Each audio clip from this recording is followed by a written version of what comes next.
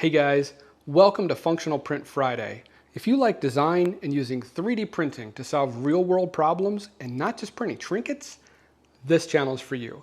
So what I've got this week is this bandsaw, and regular subscribers might remember this from 2 weeks ago when I had it on the bench and said that I was working on converting it from wood cutting to metal cutting.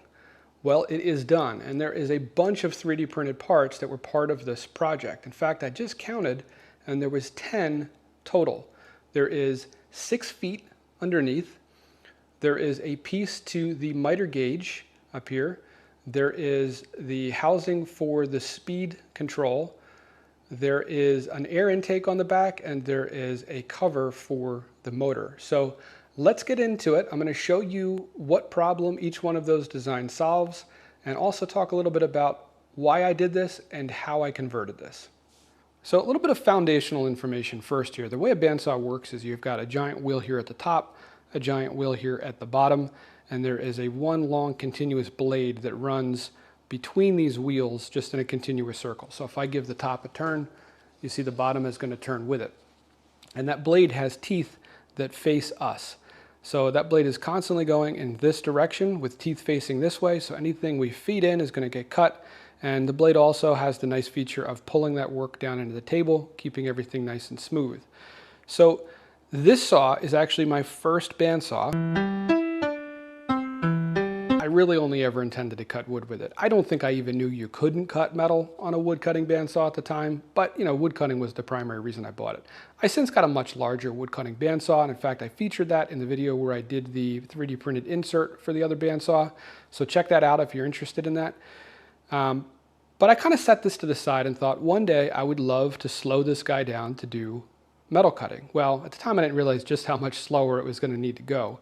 You see here I'd written on the door 1,410 feet per minute. That's the slowest speed that this saw would run at with the stock configuration, the motor that it came with and the pulley sizes it came with. Well, you want to cut metal at about 150 feet per minute. Yeah, you can go a bit faster if you're running coolant, about 250 feet per minute, but on a dry cut you want to be at about 150 FPM, feet per minute, or surface feet per minute. Well, we're certainly not going to get anywhere near that with just changing out the pulleys, going with a larger drive pulley and a smaller pinion pulley, or the pulley that goes onto the motor shaft. You might get 30% slower tops, but that's about it. So I kind of stalled on the project for a while until I saw people using DC motors with speed controllers and having very high torque at low speeds. And that got me interested in this again. And I started keeping an eye on Facebook Marketplace and Craigslist for treadmills because people throw them out for free. I mean, they get tired of them, like taking up a bunch of room in their living room or bedroom or wherever you stick the thing. And they take a picture, put it on Craigslist and say, hey, come get this out of my house, it's free. So that's exactly what I did. And I'm gonna take you around back and show you, but I replaced the original motor on this that ran at 2,500 RPMs with a DC motor that will run it up to about 4,000 RPMs, but that will run all the way down to, I think, about 80 RPMs and provide almost full power at that low speed. So let me get you a little closer and I will show you the motor. So here's the motor, and this bandsaw originally came with a motor that said 1 horsepower, but based on the size of it, I don't believe it. It was an induction motor again that ran at 2,500 RPMs. This motor is actually rated at 2.75 horsepower, and it is much beefier than the original motor that was in here. And DC motors tend to produce a lot more power in the same size class, so I'm much more inclined to believe that this guy is close to producing that 2.75 horsepower than the 1 horsepower motor that was in here originally.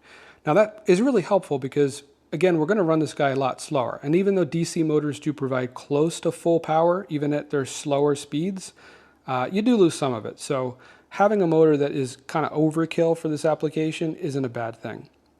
Now, one of the first issues I ran into as I got everything mounted up was I had a large fan on the back of the motor shaft that was spinning that was kind of quite the hazard.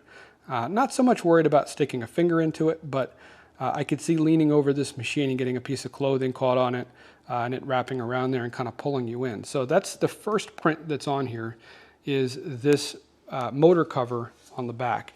And this actually goes So there is a piece of neoprene foam that I put on the back of the motor housing here just to give a nice firm fit between this plastic piece here and the motor itself. And because this moves with the motor as we adjust the motor for proper pulley tension, notice it's not actually touching the bottom. It floats here about 1 millimeter off the base that I made to hold everything together. And yeah, I mean, I could still stick my finger in here and touch this fan back here if I wanted to, but again, that's not the problem I'm trying to solve. It's a bandsaw. There's plenty of places I shouldn't be putting my finger. I'm more worried about somebody walking past, or even just myself leaning into this machine while it's running and coming into contact with that large spinning fan in the back. Let me turn this guy on and I'll show you what that looks like. There we go. You can see that fan spinning inside there now. Now also, by the way, so I turn this guy on, take a look at how slow this is turning. And this isn't even the slowest speed that this will run. That right there is the slowest speed that this saw will run. If you have a wood cutting bandsaw and you've ever taken a look at the wheels while the saw is on, you know that they're flying in comparison to this. And look at the RPM of the motor shaft. Again, I think that's about 80 RPMs, but you know what? Let's measure it. So this is a laser RPM gauge. It's just shining a laser and looking for that reflective sticker that's going past. And then the light bounces back in and is read by a sensor. And you can see we're doing about 80, 81, 82 RPMs, kind of flipping around there. So yeah, just a bit slower than that 2500 RPM motor that had no controllability of the speed. This thing's pretty cool, by the way. I'll link this down in the description. Really useful for tasks like this where you're building something or you want to measure the RPM of something. So I mentioned that this has a DC motor out of a treadmill in it. Why don't we see more DC motors and machine tools in the first place? Well, the answer is really simple. DC motors are a lot more complex to drive than an AC motor.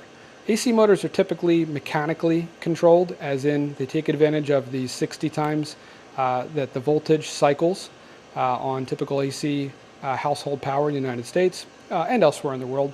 The frequency might be a little bit different, but the way that things are designed are very similar.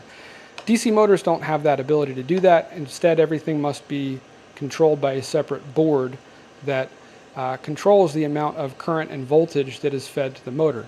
And that's what's inside this box. In fact, let me get my screwdriver. I'll take this cover off and show you what's inside. All right, and here is all the circuitry that is required to drive this guy. And it looks super complex. It's actually not that bad. You've got a big capacitor to smooth out the power, and you've got some big MOSFETs here that turn the power off and on really, really fast to simulate a lower voltage to the motor. But because this motor is such a high horsepower and will handle so much amperage, the components all have to be pretty big and produce a fair amount of heat, which comes to the next print. So I added a fan to this enclosure. I got this enclosure at a yard sale, by the way. It sat on the shelf for 3 years, figured one day I'll find a use for it, and ended up being like the perfect size for this. I think I paid 10 cents for this. Anyway, I cut a hole in the side of the enclosure here so that this fan could draw air in, but I didn't want metal chips or metal shavings from potentially getting sucked in here. So I didn't actually glue this guy in place yet because I wanted to pull it off so I could show you guys. I'll pull this out of here. This has an intake on the bottom. This faces down, and then kind of a small grate in there to make sure we don't suck anything big in, like a piece of paper or something like that. And when this is in position here, basically any of those metal shavings that might potentially fall down here. And there we are back in place, and you can see this guy turns. I actually don't want this to turn, so I'll probably just put a dab of silicone here, but just put something in here to wedge this in place till it sets up so that intake vent stays pointed down. So we need some way to control all that circuitry down there, and the input to that circuitry is just a duty cycle. And in really simplistic terms, duty cycle is just what percentage of a time you are at an on state versus an off state. And this sends pulses to represent that duty cycle. This module here, also from Amazon, I'll link this guy below if you have a similar project. I really do like this thing, and I can't believe how cheap you can get stuff like this. The enclosure is the 3D printed part. This is not something that's usable on its own. It's meant for panel mounting, and rather than panel mount it, I just designed this enclosure here that incorporates some holes in the rear that used screw holes that were already in the back of this for attaching this metal plate onto the cast part of the saw. And there's a single hole here on the back for the control wire to traverse back down to the control box. So there's a couple other prints here. Some of them you can't see too well, unfortunately. They are the feet on the bottom. You'll be able to see those better when I cover the design. But you see the way that I have this design so that there's a base here that's one piece of wood, and then it's double thick on the back to allow the motor to be at the right height and also provide additional rigidity. The way that the motor mounts and the bandsaw mounts is just bolts through this piece of wood. This wood, by the way, I also reused from the treadmill. This was the piece of wood that made up the platform that you walk on underneath the belt on the treadmill. In fact, the rest of it is sitting over here in the corner of my shop. Probably do something with that at some point too. Great stuff to work with, but very, very dusty. So the one problem you run into with that type of design where your saw and motor is mounted or bolted right through your wooden bases, that the heads of your bolts are going to be underneath. And yeah, I could have recessed the holes up a little ways with like a Forstner bit, but then you lose a lot of mounting strength. So I wanted to keep them full depth. And you can see that the actual bolt heads are basically hovering off the table because the feet that are 3D printed out of TPU are a little bit taller than all of those bolt heads. And there are 6 of those TPU feet under there total. You'll be able to see how they're designed a lot easier when I show you this, when I show you the design files for everything here. And the 6 of them are, let's see, there is one here, one back here, and then same thing on the other side. So the final 3D printed part on this saw is the slide for the miter gauge. I lost the original miter gauge for this saw, but it's not a huge loss. It was a really crappy miter gauge. And instead what I did is I just went to my DeWalt table saw that I have a much nicer miter gauge, like an aftermarket one I bought. And this is the original, slightly less crappy miter gauge from that saw. It's actually quite the contrast in materials. It's really junky injection molded plastic up here, but then it was attached to a solid aluminum bar. Yes, it's really a solid aluminum bar. So unfortunately that solid aluminum bar does not fit this slot. It is not only too wide, but it's also not the same depth. I would love to one day mill this down to be the right size for this slot, but yeah, unfortunately I don't have a milling machine yet. So what I did was just draw one and 3D print it, and I expected this to really just be a placeholder for the real thing, but it's actually more rigid than I expected it to be. It works quite. Are you freaking kidding me? What are you doing? Go on, get back over there, get back over there. That's right, and stay there. Honestly, no respect these days. Where was I? Right, so this guy's actually significantly more rigid than I expected. It does flex a little bit. It slides really nice in there as you would expect. But as you're pushing on this, what happens is a little bit of gap in here. It just pushes to one side. It sort of flexes in a little bit of a U shape. So one day, guys, I will have a milling machine and I will mill this guy up to fit perfectly for this slot. So the other 2 changes I made on this machine were I did still swap the pulleys. Yeah, I know I can go way down to only 80 RPMs with this motor, but I still wanted to maximize the power and the torque that I get out of it at a low RPM. So you can see this blue cast iron pulley back here. That is not the original pulley, and the small pulley on the motor shaft is also not the original pulley. I do have the original pulley still. You can see comparison from a size perspective how much smaller that is to the drive pulley that I have on the wheel, and how much larger this guy is for the motor pulley down here. This is a standard 5/8 shaft, so it was really easy to get a pulley that was a bit smaller down here. I got that right off of Amazon, and I'll link that in the description below. But this one was impossible to find in the weird 17 millimeter hub. I think it was either 17 or 27 millimeters for this hub here. So this is a standard 5/8 bore pulley with like an extended face on it that was meant for locking. That was the cheapest one I could find in the size I needed, the diameter.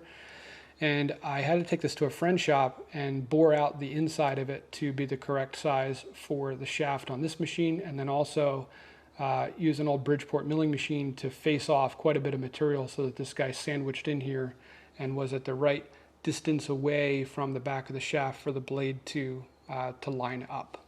All right, so let's go ahead and get this back together and cut something so you can see how it works. Okay, we'll flip this on, and I'm going to set this to a 4% duty cycle, which is going to give us the right surface feet per minute for cutting regular structural steel. So this is just a piece of scrap 3/16 inch steel off of something else, and you can see I cut some pieces off of here already with an angle grinder, and it just makes such a messy cut. Let's put this up against the miter gauge and see how clean of a cut we can get on the end.